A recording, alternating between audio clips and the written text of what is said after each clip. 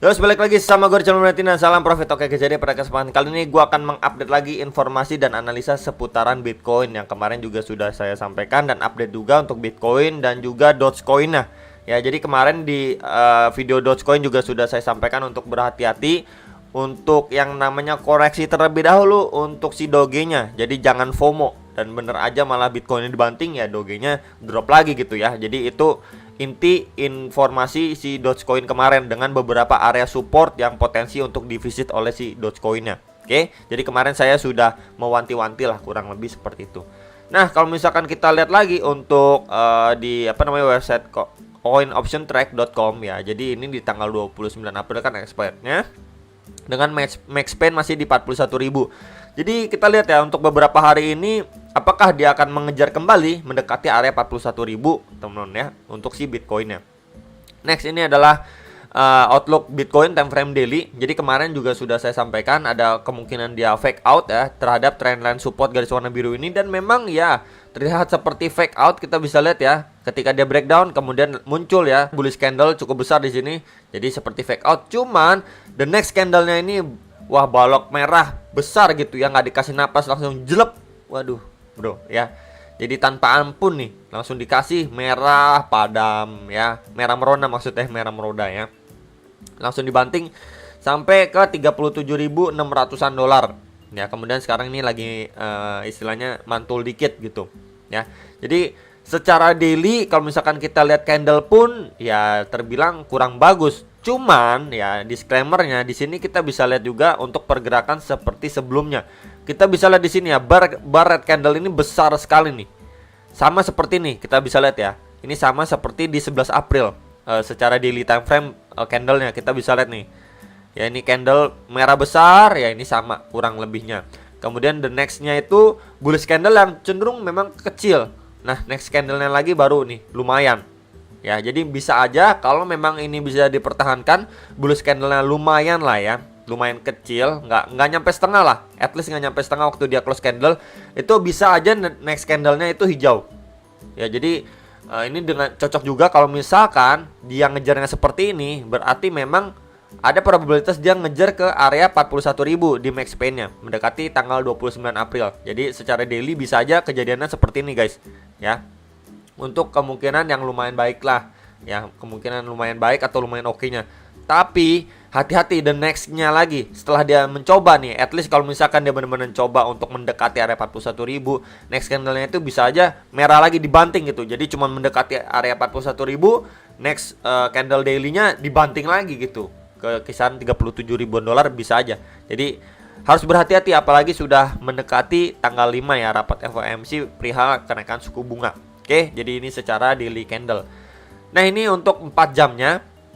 Ya, untuk 4 jamnya memang ini terlihat cukup jelas. Kemarin juga sudah saya sampaikan juga untuk beberapa area yang perlu sekali kita perhatikan sebelumnya menjadi area support atau resisten dari pergerakan si Bitcoin-nya. Itu di kisaran 40.200-an, next lagi di kisaran 39.700 sampai 39.800 dolar. Karena memang sebelumnya itu menjadi area resist untuk si Bitcoin. Kita bisa lihat nih. Area resisten ya, kemudian support nih. Ini jebol juga guys. Padahal sebelumnya kita bisa lihat dia udah going up ya. Kemudian kepentok nih di area yang sudah saya tandain sebelumnya, ini resisten. Karena kenapa saya tandain di area situ? Terakhir kali tekanan seller cukup kencang masuk itu di area range ini teman-teman. Itu di sekitar 40.600-an dolar ya, di sekitar 40.600-an dolar kita bisa lihat di sini. Ya, tekanan seller ini masuk. Ketika dia drop, mantul, kemudian masuk jelek, ya endlosor lagi. Mereka di sini kemarin sudah saya sampaikan untuk lebih berhati-hati. Kemungkinan memang adanya koreksi terlebih dahulu. Ya, cuman saya pribadi lebih mengekspektasikan koreksinya itu koreksi wajar, gitu ya. At least mungkin ke kisaran 39.600, 39.700 dolar ya. Jadi kurang lebih masuk di range inilah. Ya setidaknya, atau testing di EMA 34 dan 55 time frame 4 jamnya. Cuman langsung dibanting sekeras ini gitu ya. Jadi ini yang saya pribadi nggak begitu expect gitu. Kemarin saya expectnya ya at least di masih di atas 39.200 dolar lah. Jadi kurang lebih masih bermain di range ini nih. Ketika dia memang koreksi nih. Cuman langsung dibanting sedalam ini gitu. Jadi Kita bisa lihat untuk mau lebih jelasnya lagi secara outlook yang ini ya. Jadi memang kemarin sebelum dia going up, kan saya sempat info ya di video, kita prepare kalau misalkan ini drop, kemungkinan testing nih di trendline supportnya atau di sekitar 37.800 sampai 38.000 dolar. Cuman dia sampai 38.200 dolar aja udah mantul nih. Ya, mantulnya lumayan signifikan padahal ya. Nah, ketika dia udah mantul begini, memang ada indikasi. Ya, ada indikasi apa, Bro? Ada indikasi ketika dia udah going up, memang kecenderungannya setidaknya retest dulu nih. Retest atau koreksi wajar dulu sebelum dia bisa melanjutkan penguatannya lagi. Jadi memang ekspektasinya dia hanya koreksi wajar dulu untuk ngejar ke next target seperti 41.500, 42.000 dolar ya, seperti area tersebut. Karena memang di hari sebelumnya kita lebih, ataupun saya pribadi lebih mengekspektasikan ke kisaran 37.600-an, 37.800-an dolar, nggak nyampe. Nah, di bawah naik ya, ketika di bawah naik kebanyakan orang, wah ini kayaknya udah siap. Kenapa udah siap untuk retest normal dan melanjutkan penguatannya? Kita lihat dari tekanan seller terakhir sama waktu dia mantul. Nah, di sini kan udah seperti V-shape recovery-nya lumayan oke gitu untuk si buying power-nya. Jadi memang the next step-nya biasanya kita lebih condong untuk dia retest normal atau koreksi wajar saja untuk mempertahankan bullish momentumnya, kemudian bisa melanjutkan penguatan lagi, ngejar ke next target resistance-nya ya. Nah, kemudian ketika banyak yang nggak mengekspektasikan seperti ini, malah dibanting sampai kisaran 37.800-an dolar gitu ya. Jadi ketika orang-orang udah banyak yang nunggu di kisaran 37.000 dolar, dibawa naik ya. Ketika orang yang mungkin udah lengah gitu ya, udah sedikit lengah, udah wah ini kayaknya mantul lagi lah ke kisaran 41.500, 42.000 dolar, langsung dibanting ke area 37.800 dolar gitu. Nah, sekarang hal yang perlu kita perhatikan untuk jangka pendeknya dari outlook yang ini aja teman-teman ya. Jadi kita bisa perhatikan untuk area support dan trendline dari si Browning West pattern ini. Ya, apakah dia benar-benar mampu mempertahankan ya laju dari penurunan si Bitcoin? At least kita harus lihat dia setidaknya sideways dulu di kisaran ini.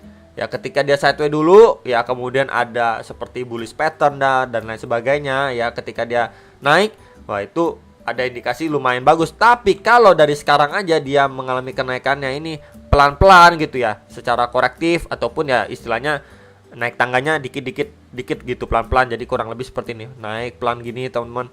Nah, ini harus berhati-hati. Ya, kenapa berhati-hati? Karena memang tekanan atau buying power-nya itu cenderung lemah. Dan kenaikannya itu benar-benar korektif atau kecil gitu. Biasanya kalau seperti itu akan dibanting lagi.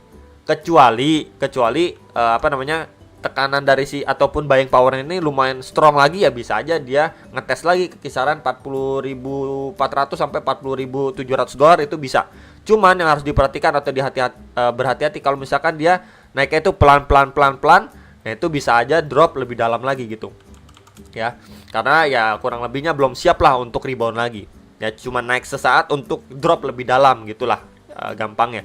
Nah, kemudian kalau misalkan kita ambil dari swing high ke swing low-nya dia yang terakhir, so kita mendapati beberapa golden ratio seperti biasa, seperti di 0,3, 0,5 dan 0,6-nya. Itu di sekitaran 38.800, 39.200 dan 39.600 dolar. Jadi ini beberapa area target untuk kenaikan si Bitcoin terdekat jangka pendeknya terlebih dahulu. Nah, di sini ada confluence of resistance ya, yang sebelumnya menjadi support di area sini, teman-teman. Nah, di antara retracement 0,5 dan 0,6. Karena memang kita bisa lihat sebelumnya ini menjadi support tahanan ya. And then ketika dia di flip seperti ini berfungsi menjadi resistance. Jadi memang adanya confluence di area sini itu harus berhati-hati. Kalau misalkan kenaikannya itu cenderung korektif ke kisaran 39.200-an sampai 39.600-an dolar, itu harus berhati-hati. Kalau memang dia kena reject di situ, bisa aja yang namanya dead cat bounce. Jadi dia ketika drop kemudian dia going up ya, di situ adanya rejection lumayan, itu harus diberhati-hati. Kenapa? Dia bisa aja drop lebih dalam lagi, bahkan ngejar ke kisaran 37.200 dolar. Ini bisa. Ya, jadi hal ini yang harus diwaspadai atau diperhatikan untuk teman-teman sekalian. Tapi kalau misalkan dia ngetes di kisaran area sini aja, nggak adanya tekanan seller yang cukup signifikan, dia malah terlihat sideways aja, dan itu ada kemungkinan untuk dia bisa melanjutkan penguatannya at least ke kisaran 40.300-an sampai 40.700-an dolar terlebih dahulu. Nah, kalau misalkan itu yang terjadi berarti cocok untuk dia ngejar ke max pain-nya di kisaran 41.000 dolar menjelang tanggal 29 April ya.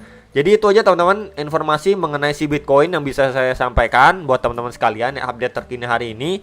Semoga bisa terbantu dan bisa analisa kembali sebelum make decision atas transaksi kalian masing-masing. Dan sampai jumpa untuk next video. Salam profit.